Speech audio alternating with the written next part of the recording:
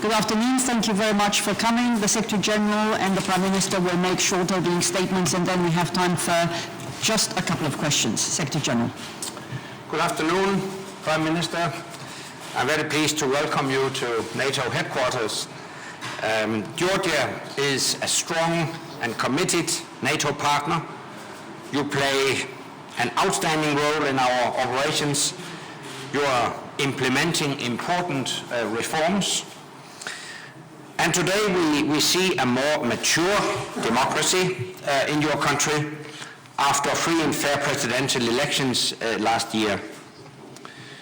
Georgia is the largest non-NATO contributor to our ISAF operation in Afghanistan, and you have pledged financial support and committed to our mission to train, advise and assist the Afghan forces after 2014. And Georgia has also announced that it will contribute to the NATO response force in 2015. These are significant demonstrations of your commitment. We are working together with you to reform Georgia's security forces to help them achieve NATO standards so they are better able to meet any threats facing your country. The priority now is to continue implementing reforms across all areas, including the defense sector, the rule of law, and local government. We have noted the recent decision to temporarily extend the so-called border zone of Abkhazia further into Georgian territory without the Georgian government's consent. I have to say we are very concerned about that decision. We remain firmly committed to Georgia's sovereignty and territorial integrity within its internationally recognized borders, and we call on Russia to implement all of its obligations with regards to Georgia. As we have made clear, the building of fences and other obstacles is unacceptable, and it is contrary to international law and Russia's own commitments. It hampers the free movement and livelihood of the population, and it should be reversed. The 21st century is for bridge building, not fence building. Prime Minister, we stand by our commitments. At the Bucharest summit in 2008, we decided that Georgia will become a NATO member, provided you meet the necessary requirements. That decision still stands. Thank you. There is still work to be done for integration in the Euro-Atlantic community, but you have moved much closer to NATO, and we will continue to work together with you to help achieve our common goals. Thank you. Thank you. I would like to thank the Secretary General for inviting me here at the NATO headquarters. We have just had a very good discussion on NATO-Georgia relations, and in a few minutes we will be meeting in the framework of the NATO-Georgia Commission. Georgia has undergone through a profound democratic transformation. The recent parliamentary and presidential elections marked an important milestone in consolidating democracy in Georgia. The government of Georgia understands that there is still work to do and continues to show its clear commitment to achieve further progress in reforms aimed at ensuring better protection of human rights, strengthening the rule of law, increasing economic development. Important steps have been taken to reform the defense system and increase interoperability of Georgian armed forces with troops of NATO and partner countries. Georgia's participation in the NRF will be a major step in this regard. We've also discussed our mission in Afghanistan, where Georgia is the #1 troop contributor and continues to fulfill its commitments till the operation is completed.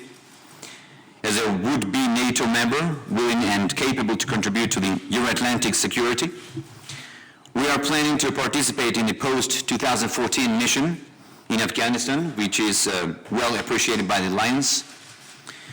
We have talked about those reforms as well as about the ways of advancing on Georgia's NATO integration path.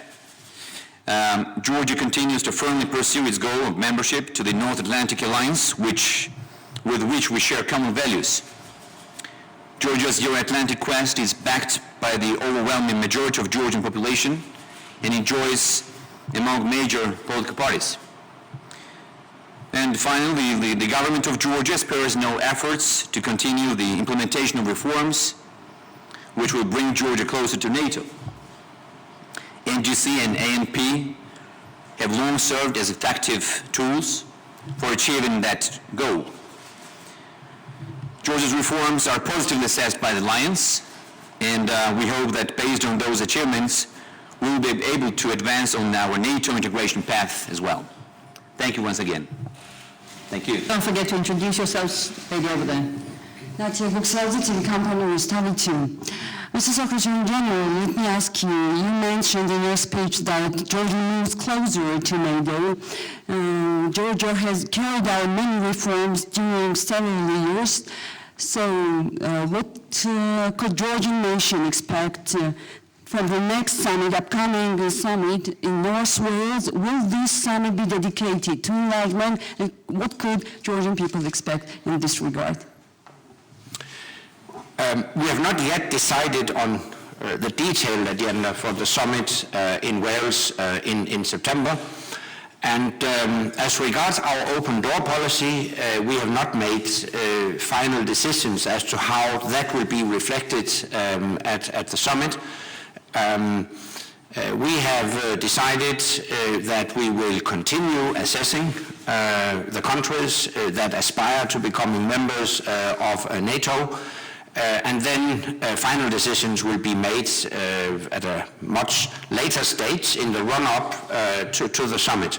As I said, we have seen substantial progress in Georgia, and I do believe that the progress will be acknowledged and reflected appropriately at the summit. We only have time for one more question. Mr. General Secretary, Marta Ardasheli, TV Medi.